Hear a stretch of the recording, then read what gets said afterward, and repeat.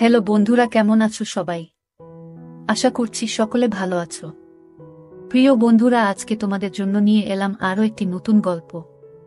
আশা করছি তোমাদের দাঁড়িয়ে যাবে, তাই ভিডিওটা শুরু থেকে শেষ পর্যন্ত দেখো। পরিমল সাহেবের ছোট সংসার। স্ত্রী ঝর্ণা এবং ছেলে জয়কে নিয়ে তিনি বেশ সুখে দিন কাটাচ্ছেন। পরিমল সাহেব উচ্চপদস্থ পদে চাকুরি করেন। তার বয়স ৫৬ বছর, স্ত্রী ঝর্ণার বয়স ৪৮ বছর, গৃহবধূ এবং ছেলে জয় ১৮ বছরের এক টবকগে তরুণ। জয়কে নিয়ে আজকাল পরিমল সাহেবের ভীষণ চিন্তা হয়। যা দিনকাল পড়েছে, ছেলেমেয়েরা তাড়াতাড়ি নষ্ট হয়ে যাচ্ছে। তিনি সারাদিন অফিস নিয়ে ব্যস্ত থাকেন, ছেলের দিকে নজর দেওয়ার সময় পান না। তবে ঝর্ণার উপরে তার আস্থা আছে। সে ছেলের সব খোঁজ খবর রাখে। মিসেস ঝর্ণা সারাদিন সংসারের কাজ নিয়ে ব্যস্ত থাকলেও ঠিকভাবে ছেলের দেখভাল করে। জয় নতুন কলেজে ভর্তি হয়েছে। ওর যেন নতুন জন্ম হয়েছে। নিজেকে অনেক বড় মনে হয়। তুষার জয়ের খুব ঘনিষ্ঠ বন্ধু। সে জয়ের সাথে অনেক আড্ডা দেয়, বান্ধবীদের নিয়ে অনেক ধরনের চিন্তা করে। তবে সবচেয়ে ভালো লাগে ভূগোলের ম্যাডামকে। জয় জানে ম্যাডামকে নিয়ে এসব চিন্তা করা অন্যায়, কিন্তু ওর মন মানে না। ম্যাডামের বয়স আনুমানিক ৪৫ বছর হবে। বেশ লম্বা। ভূগোল ম্যাডামের ক্লাস শুরু হবার আগে জয় প্রতিদিন কলেজের করিডোরে দাঁড়িয়ে থাকে, কারণ ওখানে দাঁড়িয়ে থাকলে ম্যাডামকে ভালোভাবে দেখা যায়। ম্যাডাম যখন হাঁটেন তখন তাকে দেখতে অনেক সুন্দর লাগে। আজকে জয়ের মন ভালো নেই। রাতে ওর স্বপ্ন হয়েছে। এটা জয়ের কাছে নতুন নয়, এর আগেও হয়েছে, কিন্তু আজ স্বপ্ন ভূগোলের ম্যাডামকে নিয়ে হয়েছে। স্বপ্নটা দেখার পর থেকে জয় কেমন যেন একটা অপরাধবোধে ভুগছে। সকালে ঘুম থেকে উঠে জয় বাথরুমে ঢুকল। পরনের লুঙ্গিটা বালতিতে ভিজিয়ে রাখল, একটু পর কাজের মাসি ধুয়ে দিবে। জয় ঠিক করল আজ আর কলেজ যাবে না। এমন সময় জয়ের মা ঝর্ণা জয়ের রুমে ঢুকল। জয়কে বলল, আজকে কলেজ যাবি না? জয় উত্তর দিল, না মা, শরীরটা ভালো লাগছে না। জয়ের মা বলল, কেন বাবা, কি হয়েছে? জয় বলল, না মা, তেমন কিছু নয়। জয়ের মা আর কথা বাড়াল না। সে বলল, ঠিক আছে, আজ আর কোথাও যেতে হবে না। টেবিলে খাবার দিচ্ছি, তুই খেতে আয়। ঝর্ণা ডাইনিং রুমের দিকে রওনা হল। জয় পিছন থেকে তার মায়ের হেঁটে যাওয়া দেখছে। হঠাৎ ওর মাথা ঘুরে উঠল, শরীরটা ঝিমঝিম করতে লাগল। অবাক চোখে জয় দেখল ওর মাকে। মাথার মধ্যে আবোলতাবোল চিন্তা জেঁকে বসল জয়ের। পরক্ষণেই মনে হল, ও এসব কি ভাবছে? ছিছি, নিজের মাকে নিয়ে কেউ কখনো এ ধরনের চিন্তা করে? জয় মুখ ধুয়ে রুম থেকে বের হল। তুষারকে ফোন করল।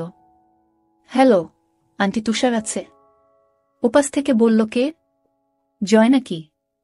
জয় বলল, হ্যাঁ আন্টি, আমি জয়। একটু ধরো বাবা, ডেকে দিচ্ছি। একটু পর তুষার ফোন ধরল। কি রে জয়, কি খবর? তুষার, আজকে কলেজ যাব না, শরীর ভালো নেই। কলেজ ফাঁকি দিচ্ছিস কেন? চল না। জয় একবার ঠিক করল কলেজ যাবে। পর মুহূর্তেই ঝর্ণা তার চোখের সামনে ভেসে উঠল। না রে, তুই যা, আমি আজকে আর যাব না। ফোন রেখে জয় খাবার খেতে বসল। যতই চেষ্টা করছে মার ব্যাপারটা মন থেকে মুছে ফেলতে, ততই যেন আরো বেশি করে চোখের সামনে ভেসে উঠছে। জয় ঝর্ণাকে কিছু বুঝতে দিল না। ঝর্ণাও টের পেল না যে সকাল থেকে তার ছেলে ড্যাব ড্যাব করে তাকে দেখছে। ধীরে ধীরে ঝর্ণার চিন্তা জয়কে গ্রাস করল। দুপুরের দিকে জয় টের পেল আজ সারাদিন শুধু মাকে নিয়েই চিন্তা করেছে। এর মধ্যে মায়ের সাথে ১ ঘন্টার মতো গল্প করেছে। কথা বলতে বলতে সে চোরা চোখে মার উপর নিচ ভালো করে দেখে নিয়েছে। জয় ভাবছে ৪৮ বছর বয়সেও মা কত সুন্দর। মা বেশ লম্বা চওড়া মহিলা, ৫ ফুট ৪ ইঞ্চি লম্বা। একটা ব্যাপার জয়কে পাগল করে তুলেছিল। জয় নিজের রুমে শুয়ে মার কথা ভাবছে। যতই ভাবছে তত মার প্রতি এক তীব্র আকর্ষণে পাগল হয়ে উঠছে। মার গলা শুনে জয়ের চিন্তার জাল ছিন্ন হল। জয়, এই জয়। হ্যাঁ মা, বলো। আমি স্নান করতে গেলাম, কেউ এলে দরজা খুলে দিস। ঠিক আছে। হঠাৎ জয়ের মাথায় একটা দুষ্ট বুদ্ধি চাপল। স্নান করা অবস্থায় দেখলে কেমন হয়, কিভাবে দেখবে ভেবে পাচ্ছে না। হঠাৎ ওর মনে পড়ল, ওরা যখন এই বাসায় প্রথম আসে তখন মার রুমের বাথরুমে ফলস ছাদে পুরানো মালপত্র রেখেছিল। তখনই খেয়াল করেছিল ছাদে 2 ইঞ্চি একটা ছিদ্র আছে। শুধু তাই নয়, ওই বাথরুমের ছাদে তার রুমের বাথরুমের ছাদ থেকেও যাওয়া যায়। জয় এক লাফে ওর বাথরুমের ছাদে উঠে মার বাথরুমের ছাদে গেল। ছাদে একটা কাগজের কার্টুন বিছানো রয়েছে। জয়ের বুক টিপটিপ করছে, হাত কাঁপছে। কার্টুনটা সরালেই মাকে দেখতে পাবে। আস্তে আস্তে কার্টুন সরিয়ে ছিদ্র দিয়ে ভিতরে চোখ রাখল। মা এখনো বাথরুমে ঢুকেনি। জয় আর উত্তেজনা ধরে রাখতে পারছে না। ছাদে বসে মার অপেক্ষা করতে লাগল। কয়েক মিনিট পর মিসেস ঝর্ণা বাথরুমে ঢুকল। জয় নিঃশ্বাস বন্ধ করে দেখতে লাগল। ঝর্ণা টুথব্রাশে পেস্ট লাগিয়ে আয়নার সামনে দাঁড়িয়ে দাঁত ব্রাশ করতে লাগল। ঝর্ণা এবার শাওয়ারের নিচে দাঁড়িয়ে স্নান করতে লাগল। জয় বুঝতে পারল মা আর বেশিক্ষণ বাথরুমে থাকবে না। জয় হাতের কাজ শুরু করে দিল। 2 মিনিটের মাথায় জয়ের কাজ শেষ হয়ে গেল। ঝর্ণা বাথরুম থেকে বের হল, জয়ও নিচে নামল। দুপুরে মা ছেলে একসাথে খেতে বসল। খাওয়ার পর জয় নিজের রুমে শুয়ে একটা বই পড়তে লাগল। বইতে মা ও ছেলের অনেক গল্প আছে। সে মজা করে গল্পগুলো পড়তে লাগল। ঘণ্টা খানেক পর জয় শুনতে পেল মার ঘরে ফোন বাজছে। ঝর্ণা ফোনে কথা জয়কে ডাকল। জয়, ঘুমাচ্ছিস নাকি? না মা, বলো। তোর বড় জেঠির শরীরটা আবার খারাপ করেছে। বাসায় কেউ নেই। তুই যা তো বাবা। আশেপাশে কোনো ডাক্তার থাকলে সাথে নিয়ে যা। জয় ঝটপট রেডি হয়ে রওনা দিল। জয় পৌঁছে দেখে জেঠির শরীর যতটা খারাপ ভেবেছিল ততটা খারাপ না। জয়ের জেঠির বয়স 50 বছরের মতো হবে। জয়কে জেঠি নড়ে উঠল। জয়, এসেছিস? জেঠি, তোমার শরীর কি খুব খারাপ? হ্যাঁ বাবা, সকাল থেকে শরীরটা খুব ব্যথা করছে। ডাক্তার ডাকবো? ডাক্তার লাগবে না। এখন কেমন বোধ করছো? ওই যে বললাম, খুব ব্যথা। কোথায় ব্যথা করছে? পিঠে আর কোমরে। ম্যাসাজ দিলে ভালো লাগবে? বুঝতে পারছি না। জয় ম্যাসাজ শুরু করল। কিছুক্ষণ পর জয় বুঝতে পারল জেঠির ব্যথা কমছে। ভালো লাগছে জেঠি? হ্যাঁ বাবা, খুব ভালো লাগছে। ঘুম ঘুম ভাব হচ্ছে। ঠিক আছে, তুমি ঘুমাও। কয়েক মিনিটের মধ্যে মিনু ঘুমিয়ে গেল। তার নিঃশ্বাস ভারী হয়ে উঠল। এদিকে জয় বাসা থেকে বের হওয়ার পর মা জয়ের রুমে ঢুকল। ছেলেটা সবকিছু অগোছালো করে রাখে। রুম গোছাতে গোছাতে ঝর্ণা হঠাৎ বালিশের নিচে একটা বই আবিষ্কার করল। বই খুলে দেখে ঝর্ণার চোখ কপালে উঠে গেল, মাথা বনবন করে ঘুরতে লাগল। ছিছি জয়, এসব কি পড়ে? হারামজাদা, আজকে বাসায় আস। পিঠের চামড়া তুলে ফেলব। ছিছি জয় এত নিচে নেমে গেছে। এই বয়সেই এসব গল্পের বই পড়ে? কি মনে হাতেই ঝর্ণা পড়ার জন্য বই খুলল। পড়তে পড়তে তার 2 চোখ আবার কপালে উঠে গেল। ছিছি, এমন গল্প কেউ কিভাবে লিখতে পারে? পড়ব না করেও ঝর্ণা গল্পটা পুরো শেষ করল। গল্প পড়ে ঝর্ণা আর থাকতে পারল না। এক দৌড়ে বাথরুমে ঢুকে হড়হড় করে বমি করে দিল। মুখ ধুয়ে কিছুটা সুস্থ হয়ে বাথরুম থেকে বের হল। কথায় আছে, নিষিদ্ধ জিনিসের প্রতি মানুষের সবসময় আকর্ষণ থাকে।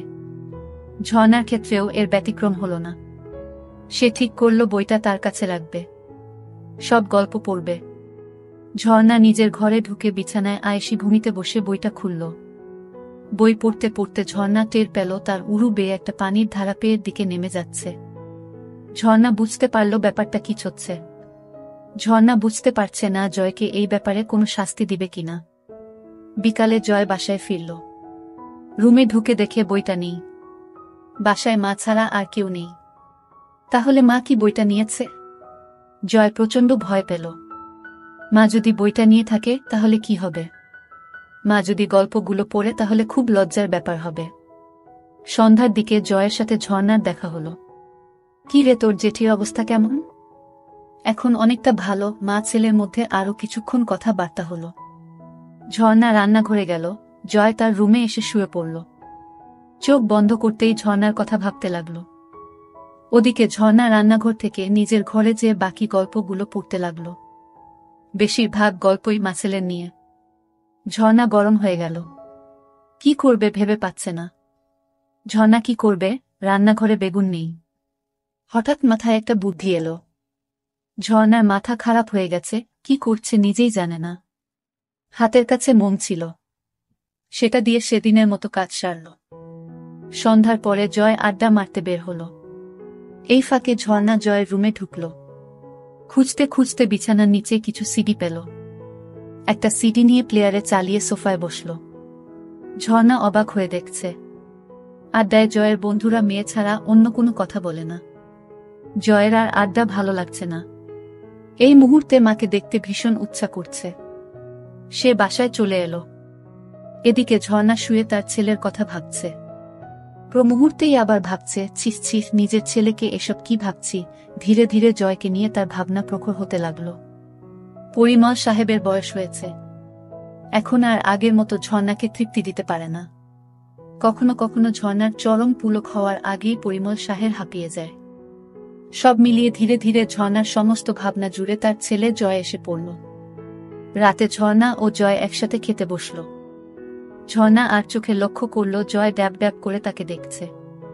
মাঝরাতে জয়ের ঘুম ভেঙে গেল। এদিকে সারা রাত ধরে ঝর্ণা ঘুমাতে পারেনি। যখনই চোখ বন্ধ করে তখনই জয়ের চেহারা ভেসে ওঠে। ঝর্ণা বুঝতে পারছে না কি করবে। একদিকে ছেলের প্রতি নিষিদ্ধ টান, আরেকদিকে মা ছেলের সম্পর্ক। স্বামী তাকে যথেষ্ট ভালোবাসলেও তাকে সুখ দিতে পারে না। অবশেষে ঝর্ণা সিদ্ধান্ত নিল কাল দিনে জয়কে বাজিয়ে দেখবে। সে জয়ের মা। জয়ের মনে কিছু থাকলে ভয়ে সে সেটা প্রকাশ করবে না। প্রথম সুযোগ তাকেই দিতে হবে।